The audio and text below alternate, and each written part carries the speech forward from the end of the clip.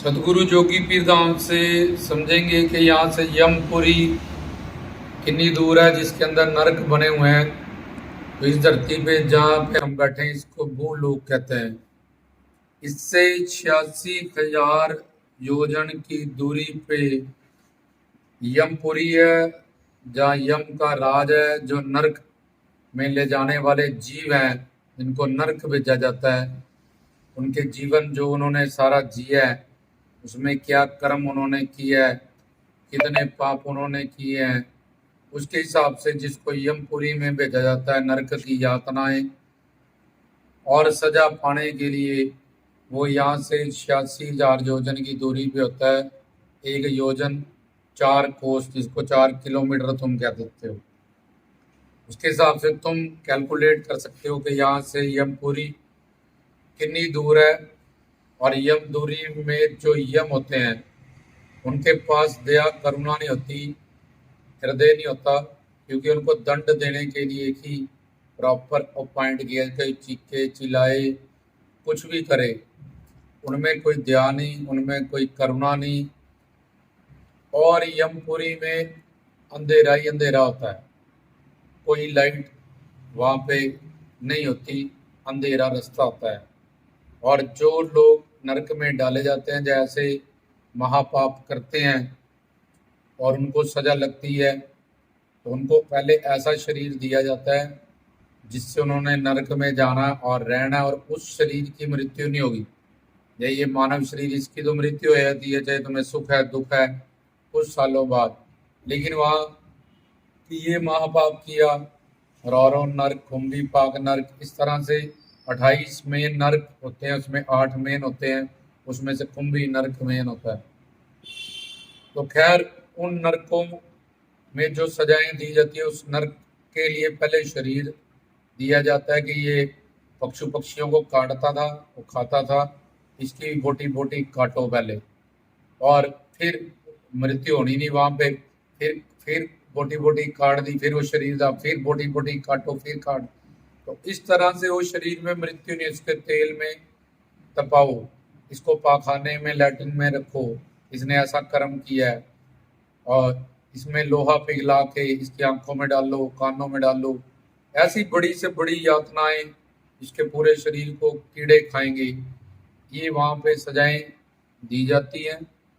और जिसने कुछ कुछ अच्छे कर्म किए रहते हैं, तो वही इसने मंदिर में एक एलसीडी ट्यूब लगवाई थी, इसने एलईडी लगवाई थी, वहां बल्ब चढ़ाए थे, वहां प्रकाश करने इलेक्ट्रिसिटी की सेवा कराई थी। इसलिए इसके रास्ते में जा तो नरक ही रहा है, लेकिन इसके रास्ते में कोई ट्यूब ट्यूब लगा दो कि ये जब जाए, इतना अंधेरा, इसको बिल्कुल आंखें बंद करके देखो कितना अंधेरा, और अंधेरे से तुम कितना ज्यादा डरते हो। तो वो एक तो जमदूते मारते हैं, गालियां देते हैं, बालों से बढ़ के घसीटते हैं, और ऊपर से अंधेरा कहाँ ले जा रहे कोई पता ही नहीं है। तो खैर, जिसने इलेक्ट्रिसिटी की सेवा, जब प्रकाश में मंदिर मस्जिद गुरुद्वारों में कोई सेवा डाली होती है, तो उसके रास्ते में वो प्रकाश कर दिया जाता है थोड़ा थोड़ा। जिसने, और वो जैसे एक शरीर, तुम थोड़े से अगर जल जाते हो, कहाँ तुम्हें कितनी वाह मतलब तकलीफ होती है। तो जब तुम चलते हो नरक की तरफ या यमपुरी की तरफ, तो तुम्हारा जैसे लोहा गर्म होता है, इस तरह से तुम्हारा शरीर तपता रहता है, तपता रहता है, पैर भी तुम्हारे उसी तरह से सड़ते रहते।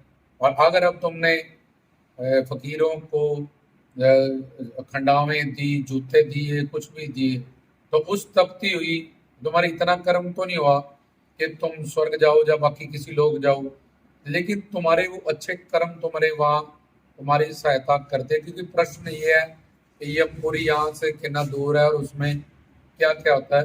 तो उसको चप्पल दे दी जाती है कि भाई तूने चप्पल दी थी नीचे संतों महात्माओं को जूते, तो ये ले तुझे चप्पल जूता यहाँ दिया जाता है, तो इस पे चल, तेरे लिए ट्यूब दिया भी। जैसे कोई गुलाम और कैदी है, उसने पाप किया, तो उसमें कैटेगरीज होते हैं कि ये वीवीआईपी है, वही कैदी, जहाँ वीआईपी है इसके लिए खाट मिल जाएगी, इसको अंदर इसको पक्का लग जाएगा, बाकी 10 बाई 10 के सेल में रहेंगे।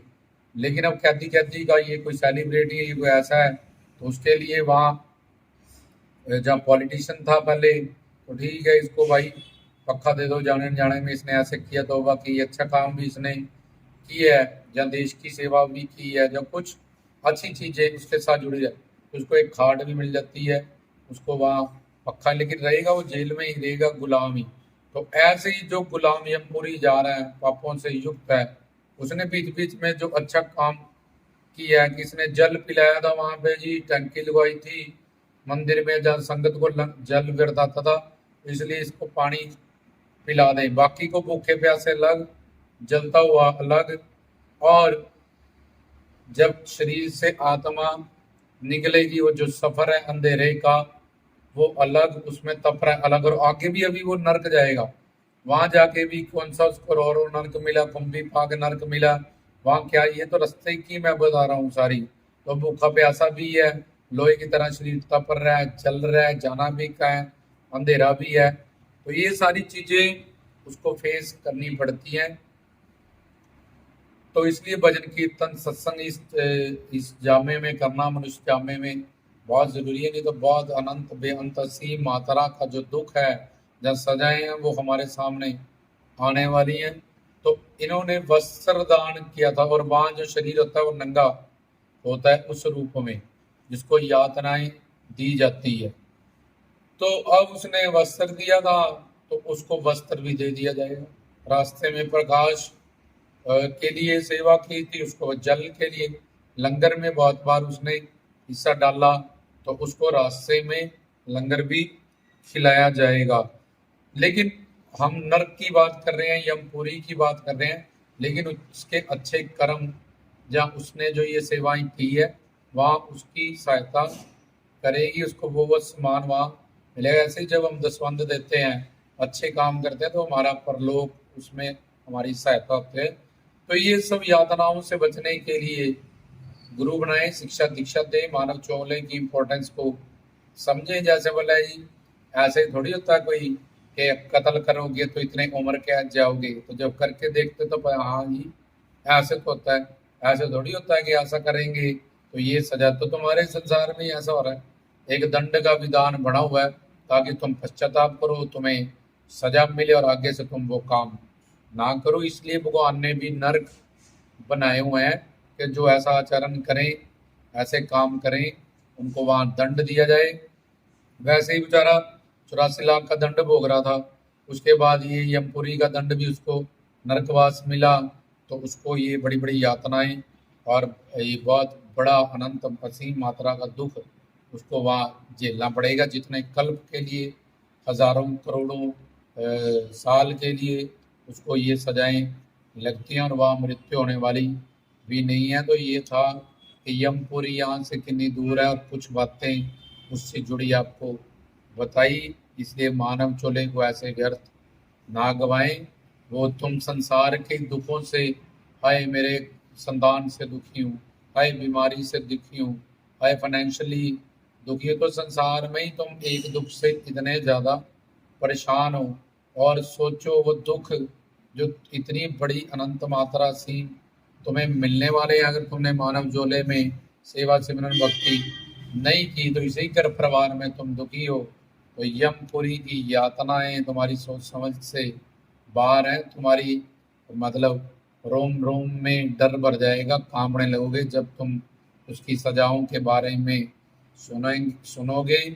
तो ये था हमारा प्रश्न कि यमपुरी यहाँ से कैसा दूर है, उसके साथ कुछ बातें और यमपुरी में क्या क्या होता है, और अच्छे कर्म हमारे कैसे सहायता करते हैं। इसलिए गुरु से शिक्षा दीक्षा पाएं, तन मन धन से सेवा करें, उनके शरणागत रहें, ताकि हम इन यातनाओं से और इन सजाओं से बच जाएं, हमें इतना कष्ट ना सहना पड़े, इतना दुख ना सहना पड़े। इसलिए ये कलयुग है, यहाँ थोड़ी भी भक्ति सेवा सिमरन का बहुत ज़्यादा फल मिलता है, लेकिन लोग करते नहीं है, काल माया का प्रभाव ज़्यादा है, काम क्रोध लोभ अहंकार ज़्यादा बढ़ जाते हैं।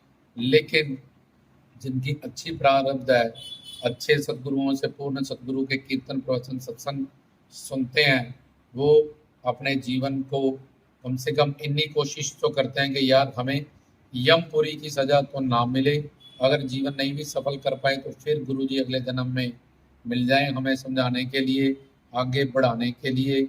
और हमारी ये साधना इस जन्म में 5%, 10%, 20% कुछ तो हो जाए और अगले जन्म में फिर गुरु मिल जाए और मानव चोला मिल जाए, ताकि हम अपनी साधनाओं को आगे बढ़ाएं और इन सब यातनाओं से बच जाएं। तो इन बातों पे सब गौर करें।